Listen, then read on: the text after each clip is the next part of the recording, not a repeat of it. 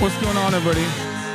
I hope everyone's having a fantastic evening, fantastic afternoon, fantastic pre-noon, fantastic evening, morning, wherever you are in the world of Hassan Biker. This is the HASANABI broadcast coming to you live from cloudy California, Los Angeles, folks. We're live and alive. That was Teresa's Sweetheart Hasana streaming theme song for my favorite socialist himbo official video. And ladies and gentlemen, boys, girls, and MBs, it is Newsday, Tuesday, November 26, 2024. And I am a little late, and I apologize for that, and I have good reason for it, but I'll tell you all about it in a brief moment, because this is the part of the broadcast where I tell you about my personal news about what's going on in the world of Hassan Hasanabi Piker. In between the time period where I press the stop streaming button and press the start streaming button, I ended the broadcast after the goon game, after gooning for the Chinese goon in the 5,000 years of goon. And what did I do? I finished Arcane is what I did. And I have a lot of thoughts. I have a lot of opinions. I have a lot going on. And it was very sad. It was amazing. I found out that it took 9 years to make both of those seasons. So it is legitimately terrifying how long it will take for them to make the new ones, and I'm really sad about it. Arcane is basically I fell asleep. You're wrong. It's so fucking good. It's so goddamn good. It might be the best. It might be one of the best animated series I've ever watched. Spoilers, give us all the spoilers. I'm not gonna even spoil it. It's just amazing. Go watch it. It's so amazing. It made me like genuinely consider playing League to spend more time with these wonderful characters. Don't fall for the trap. Just don't install League. Enjoy Arcane from a distance. Yeah, precisely what I'm gonna be doing. But yeah, last night I finished Arcane. It was amazing. I love it. I highly recommend it. And you definitely don't need to play League. I'm anti-League. I'm anti-League of Legends. I am openly and overtly and expressly anti-League of Legends. Went to bed last night, woke up early. Y'all already know what it is. It was basketball time. And I played with Mike from the Crash Dummies podcast. He's in town right now.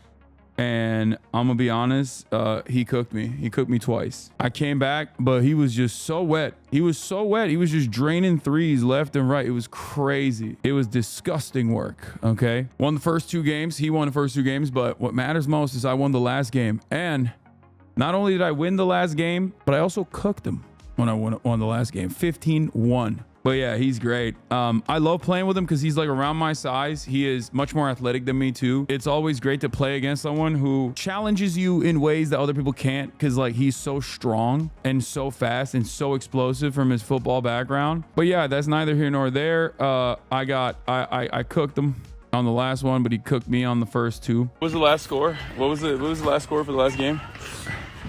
No hablas. No. Oh. I came to this country. Yeah, it's like he beat me twice. I beat you twice bad, and then I felt bad. So I'm like, I'm a visitor. I don't want to make him so look bad. bad. He lost. What was it? 15-1? No, but I coached you the first two games. So run the tape.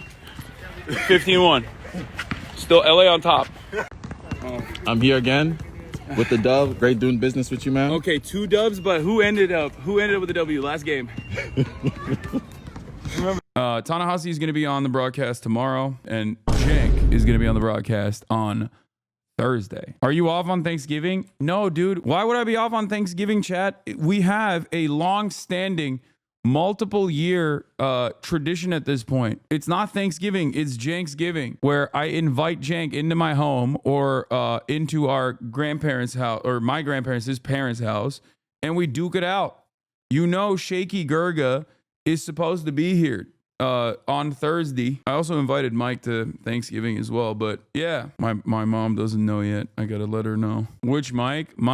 Fucking Mike from Crash Dummies podcast, the one I was balling with. God, my community is so fucking nerdy. Oh, what is Janksgiving for the newbies? Janksgiving is basically a time-honored tradition in this on the HASANABI broadcast, where Jank Uyghur, also known as Shaky Gurga, my uncle, also known as my uncle, he does the time-honored tradition of appearing on the broadcast, and we duke it out. The goat Goda was visited Cape Town, South Africa. The filming went smoothly with the staff and cast working together as one. Stay tuned for more news on season 2. Very excited about that. There's my boy right there, Matty O. Oda's got no swag, by the way. It's crazy. I mean, it's expected, but like, he is a zero swag dude, bro. I swear. Like, at least Hideo is like swagged at the wazoo. You know what I mean? One Piece creator hopes to defy a history of failure. Live action manga and anime adaptations have found little success, but in a rare interview, Eiichiro Oda Discuss why Netflix's series could be the exception. Dude, Matt is popping off, dude. This makes me so happy. Matt's getting his flowers as a real nerd. You know what I mean? That's what happens when you put someone who is like legitimately invested in the process and is a real fan of the work. The work itself is like dense and there's a lot to contend with. But the amount of people I have heard from that say they love the One Piece live action and have never actually even broached the original subject matter is fantastic. It makes me so excited. Let's cover the Donny O'Sullivan piece from CNN. We're going to be looking at the article / story. Is going to be running on TV as well, which is very exciting. Okay, but let's take a look. Let's take a look at what happened. This is Hassan Piker. This is my dog Kaya. I thought you legitimately were going to work out. I could do some weights. He's a social media superstar with almost 3 million followers on the video streaming platform Twitch. They're eating the pets. But Hassan is not a Trump supporter. He's a progressive, a fan of Bernie and AOC. The Democratic Party even invited him to the DNC in August. One thing we've been hearing for weeks now is that the left needs a Joe Rogan. Yeah. I don't think that the Democratic Party can podcast itself out of this issue. Joe Rogan, he endorsed Bernie Sanders in 2020. Maybe they should do an autopsy on why he left the party. I wanted to showcase to people that, like, no, you can be a progressive person, you can be a leftist, and, like, have fun at the same time. How many people were watching your live stream on election night? The total unique number was 7.5 million. What is it that the Democrat Party has to do differently? Well, I think that they need to change their policies. Although it would be very self-serving for me to say, I'm the left's Joe Rogan, the Democratic Party should give me millions of dollars, that's not going to solve this problem. What will solve this problem is if the Democratic Party actually adopts real left-wing economic populist messaging instead of purposefully avoiding that stuff because they're terrified of upsetting their corporate donors. There's been a lot of controversy around you. Yes. The way you talk about Israel is viewed by some as anti-Semitic. Yeah. Are you anti-Semitic? Of course not. The real problem here is that I'm an anti-Zionist. The real problem here is that I'm extremely critical of Israel. So we did a much longer interview, and I believe that Donny is trying to get it longer, too short. I'm sure that everybody could learn a lot from Hassan about the alt media landscape and his policies when he's engaged in a longer, deeper discussion with someone like you without the exaggeration for effect stuff. Would love to get a longer version posted. I'll talk to my colleagues, he said. There's more on that front. I mean, we talked for like an hour and a half. But like obviously CNN has, time constraints. They make this like pre-produced stuff and then they try to slot it in. I think they did a decent job of like to the best of their ability just posting some of the best parts of it, I guess. Wait, what is this? Front page CNN.com. Check more top stories. Oh, here it is. Progressive social media star says Trump interview made him say, uh-oh. Frustrating to be censored, but your words carry so much weight because you're educated. No, I'm not frustrated by this at all. You're crazy. Any kind of like positive coverage of me on CNN is something that I never would have expected, and I will never take that for granted. I will always be appreciative. It's not censorship. They're just cutting it for time constraints. It'll probably be on like prime time as well later in the day, and then Donny usually comes on and he'll speak about the experience and stuff like that. So that's very exciting. Complex just posted you on top 25 streamers. Hey, yo, I made it to the list. Let's go. What? PewDiePie? Does he even stream? That's crazy. And we started the list with a person who doesn't even stream no more. Wait, that doesn't make sense. Ninja. Hey, yo, Valkyrie. Follower subscriber count 4 million. Valkyrie got to start nearly a decade ago, but it took a few years to release a certain online gaming phenomenon. That one game, oh yeah, Fortnite, to have her big breakout. Popular gaming organization. She's now co-owner of Boss Bitch Shit. Like many streamers, Valkyrie started on Twitch, but she made a move to YouTube when they offered an exclusive contract. Her following grew even bigger as she and other streamers passed time during the COVID. Oh my God. Look who it is. Nick Pollum. That's crazy. It's been over a decade since NMP Law started posting YouTube videos on games ranging from Minecraft and Hearthstone to CSGO. Despite rapidly accumulating 200,000 subscribers, over 50 million views on YouTube, it wasn't until 2016 that he began streaming on Twitch. In 2017, Nick Pollum took things full-time, getting popularity for his WoW streams. Today, NMP Law is a variety streamer best known for... Okay, no, he's not. He's best known for parasocial girl content, okay? And also watching music videos with his friend HASANABI Piker, okay? Alongside streamers like HASANABI, Nora Explorer, and more. NMP Law chefs things up in the kitchen, takes you around ride-alongs with his car. Yeah, he's the clueless rom-com male lead, okay? That's what he is. He bridges the gap between companionship and surveillance. The chat puts you in the car with NMP Law and his friends, listening and engaging like one might if they sat in the back seat next to Mr. Arthur. It's that thin, often absent fourth wall that landed in both a spot on this list and with fellow creator in Hot Water earlier this year at TwitchCon. While streaming with Wake Wilder, NMP Law was kissed and licked by Kick Streamer without his consent, prompting NMP Law to tweet, "Don't ever do shit like that, please. Talk to somebody or just stay inside if you can't behave." Jinxie at number 21. Stable Ronaldo. Oh shit. The young guns, dude. This is the new meta. This is like some in the old guard, Nick Paulum, Valkyrie, Ninja, PewDiePie, the oldest guard.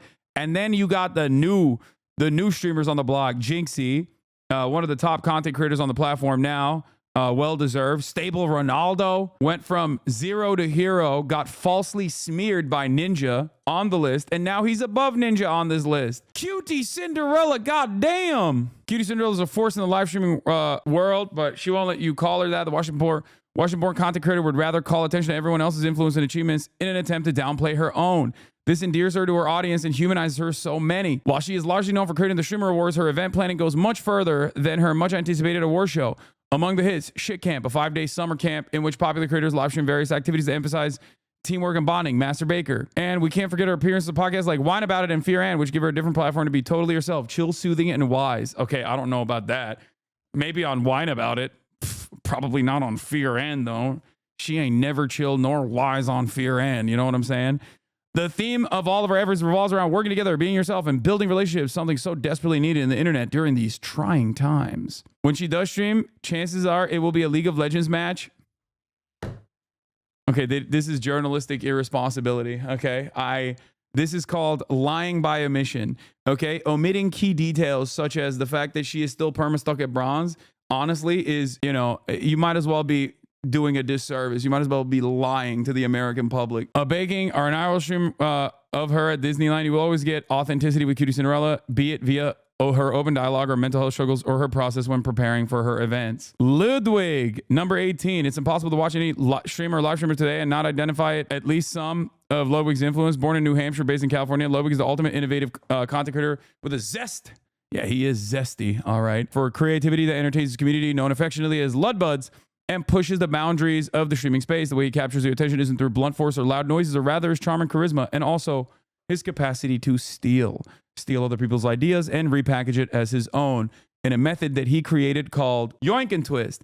Ludwig's streaming career highlights includes the multiple moments where he was the catalyst behind different live streaming trends. The first big advertised subathon, breaking the previous record for the most concurrent subscribers on Twitch, set by Tyler Ninja Blevins, later broken by Kai Cenat during his Mafiathon 2 this year, creating multiple shows such as Mogul Money that featured fellow content creators, and his move to YouTube gaming. Beyond streaming, though, he's branching into more off-screen roles, co-finding the creative agency Off-Brand, establishing a game company, Off-Brand Games, co-owning the esports team Moist Esports, recording his popular The Yard podcast, and launching a bidet product line, which who doesn't love a bidet? It would be unfair to limit Ludwig's title to merely a live streamer, as his influence is felt everywhere. At the end of the day, the stocks are up for the fellow Ludbuds. So be sure to tune in to a broadcast or two before he calls it quits and starts his bakery. Amaranth is number 17.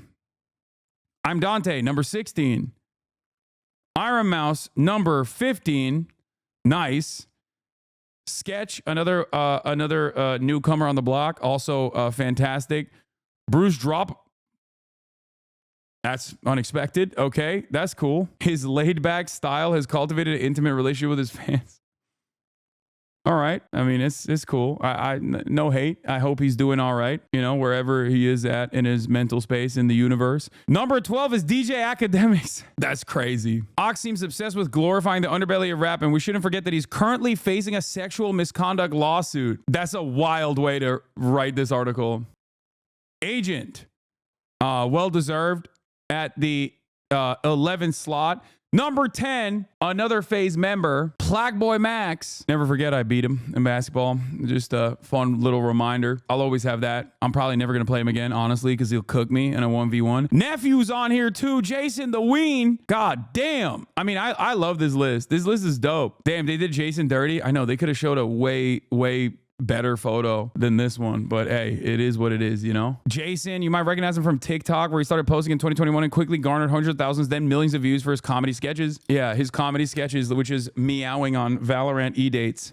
Where he live streamed games like Valorant to an audience of about 100 viewers. Hey, success doesn't happen overnight. His charismatic personality and gaming prowess popularized him on Twitch again. On YouTube, where he started uploading clips on 2022, 2024, respectively. He also dipped into music, releasing 10 songs and clocking over 58,000 monthly Spotify listeners with his dreamy bedroom pop ballads. It seems the internet simply can't get enough of him, no matter the platform. I like all the FaZe guys. You know this already, especially the new FaZe Clan talent is fantastic. They've done a pretty good job of just like, you know, making content that's fun, funny, and goes viral, that is not meant to be taken super seriously, while also simultaneously they're not like weird and gross and toxic, you know what I mean? Even like Ronaldo and Lacey, who sometimes will say like edgy shit, even when they sometimes say like edgy stuff, they ultimately are very their heart is in the right place.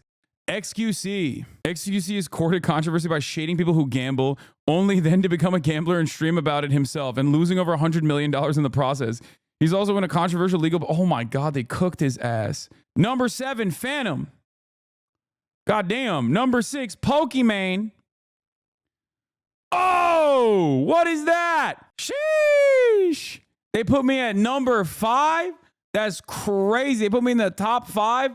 Glaze. The photo is not the best, but what are you gonna do? Hey, what are you gonna do? What are you gonna do? What are you gonna do? I look like a cult leader. Hey, okay, I'll take it. I'll take it. If you're looking for goated political commentary on Twitch, then look no further than the debate lord himself, HASANABI Piker. The Turkish-American creator who currently lives in California wasn't always a streamer. He previously worked at the progressive news show The Young Turks and making videos around leftist politics for a younger audience. After creating his own show at the news show in 2016, Piker began streaming on Twitch 2 years later while still at TYT, eventually leaving to take streaming full-time.